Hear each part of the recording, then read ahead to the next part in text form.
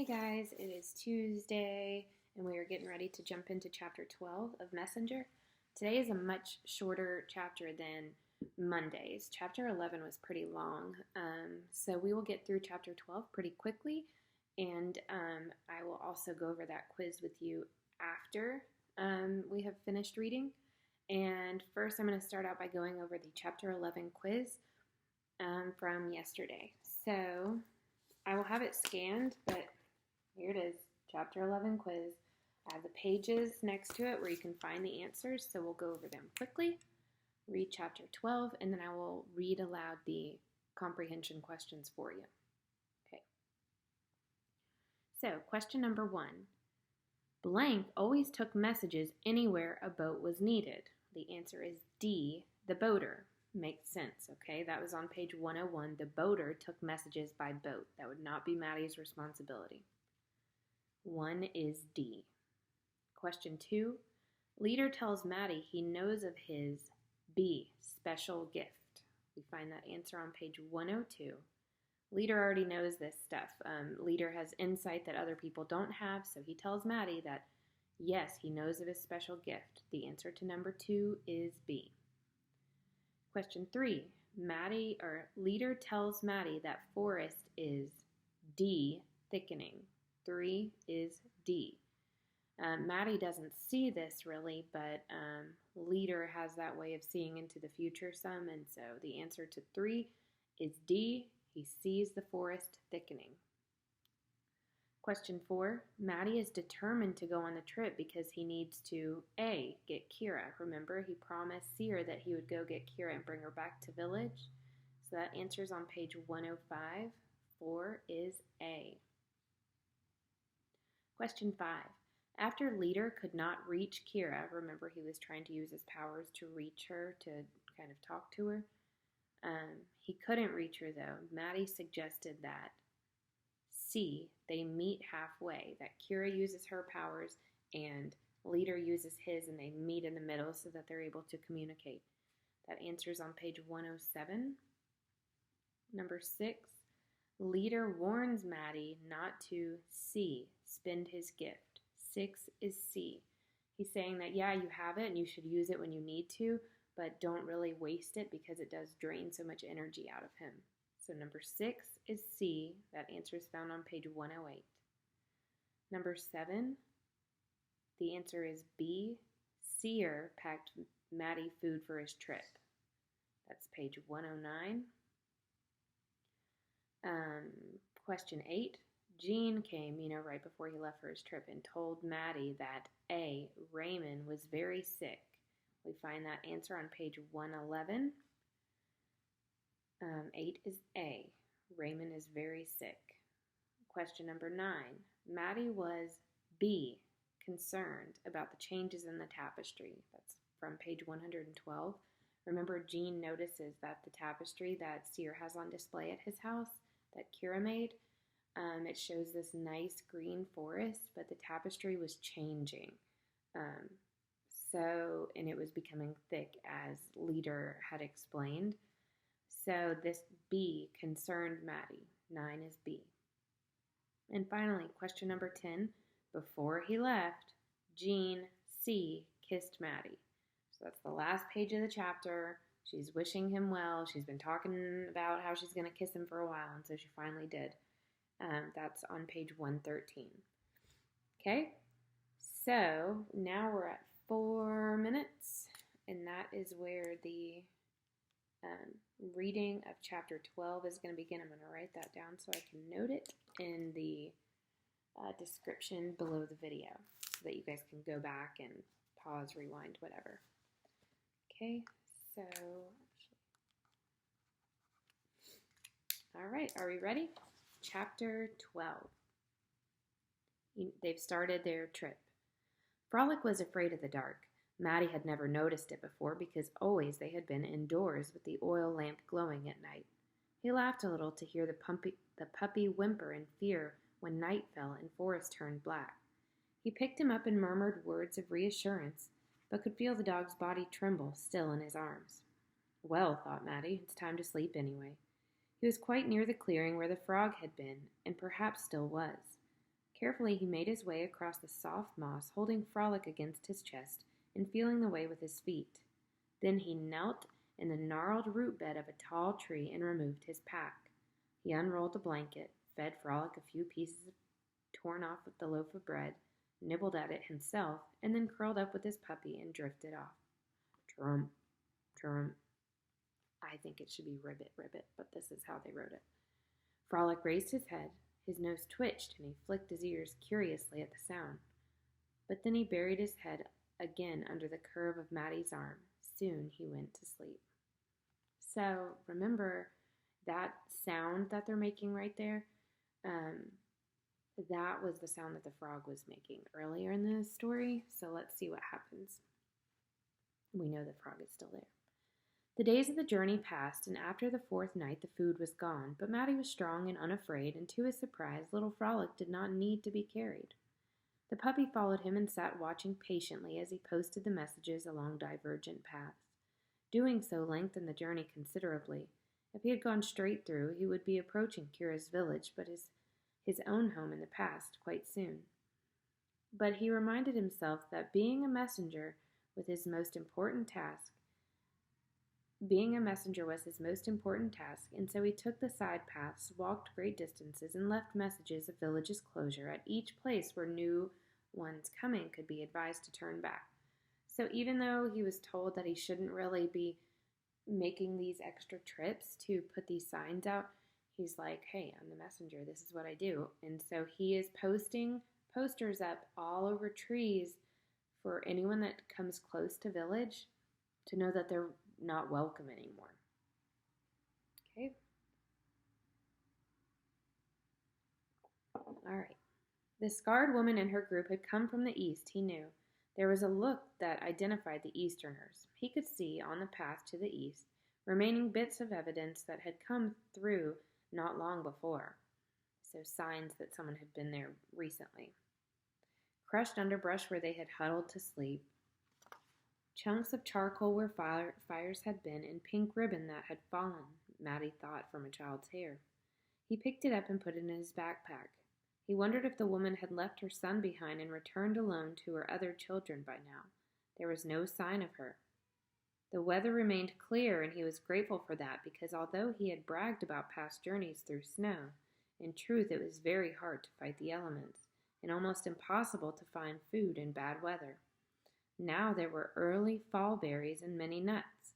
He laughed at the chattering squirrels who were storing their own provisions, and with little guilt robbed a nest he found that was filled with winter fare. He knew places to fish and the best way to catch them.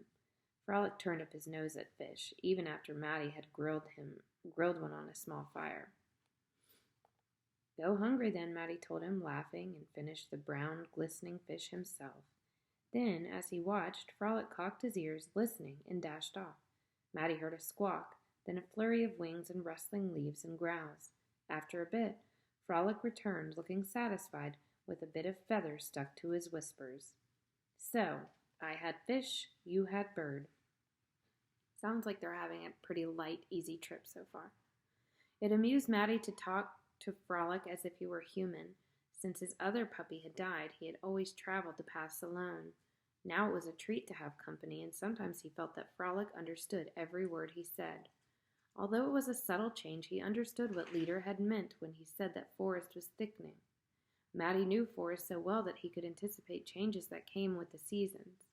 Ordinarily, at summer's end, as now, some leaves would be falling, and by the time snow came, later, many trees would be bare. In the heart of winter, he needed to find water at places where streams rushed quickly and didn't freeze. Many of the quiet pools he had known well would be coated with ice. In spring, there would be irritating insects to brush from his face, but there would be fresh, sweet berries then, too. Always, though, it was familiar. But on this journey, something was different.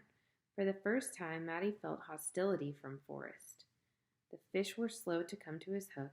A chipmunk, usually an amiable companion, chittered angrily and bit his finger when he held his hand toward it. Many red berries, of kinds he had always eaten, had black spots on them and tasted bitter. And for the first time he noticed poison ivy growing along the path again and again where it had never grown before. It was darker, too. The trees seemed to have moved at their tops, leaning towards each other to create a roof across the path. They would protect him from rain, he realized, and perhaps that's a good thing. But they didn't seem benevolent. They created darkness in the middle of the day and shadows that distorted the path and made him stumble from time to time on the roots and rocks. So it is becoming thickened like Leader had described. So at first Maddie didn't realize it, but the forest really is turning quite dark and difficult to travel through. And it smelled bad. There was a stench to forest now, as if it had concealed dead, decaying things in a new, thick darkness. Camping in a clearing that he knew well from previous journeys, Maddie sat on a log that he had used as a seat while he cooked his meal. 1 second. Yes. What is it? I will in just a minute. Okay? I'm almost done. You can watch Harry Potter for a minute. In the bed. Yes, you can.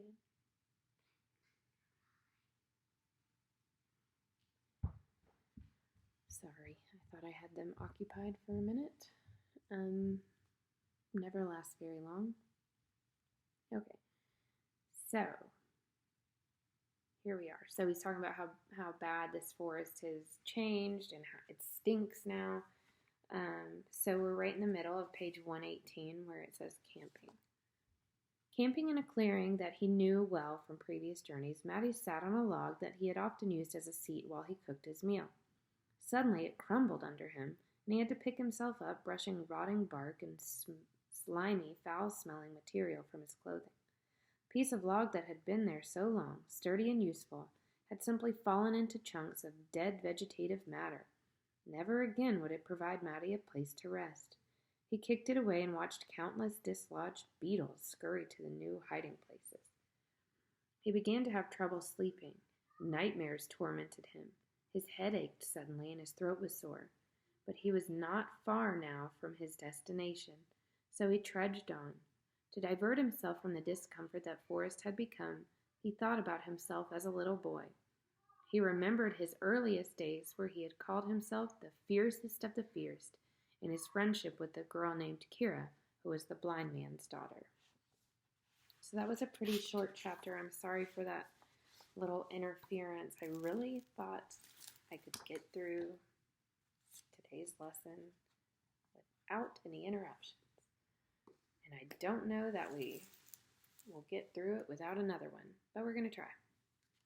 Okay, so that's 13 minutes what we're at. And that's where we're going to start the quiz. Okay, so just behind chapter 11 quiz is chapter 12, and this is a short one, only 8 questions. Okay, so question number 1. When Frolic was scared, Matty A, carried him, B, sang to him, C, laughed at him, or D, left him behind.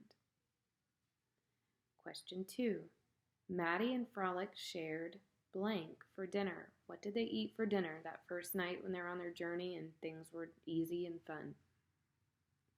A, fruit, B, meat, C, bread, or D, potatoes. Question 3.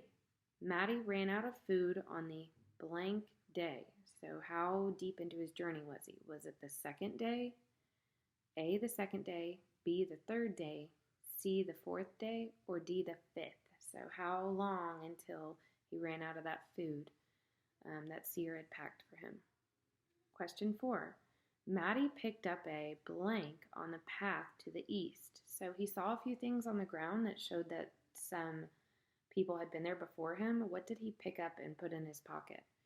A, a pink ribbon, B, a doll, C, a blanket, or D, stuffed animal. Question 5. Frolic did not like fish, so he had blank for dinner. Remember, Matty was cooking himself fish and Frolic turned up his nose, but he went and found his own dinner. So what did he eat? A, a lizard, B, bread, C, a bird, or D, a frog? Question number 6. This time, Forrest felt different, blank, to Matty.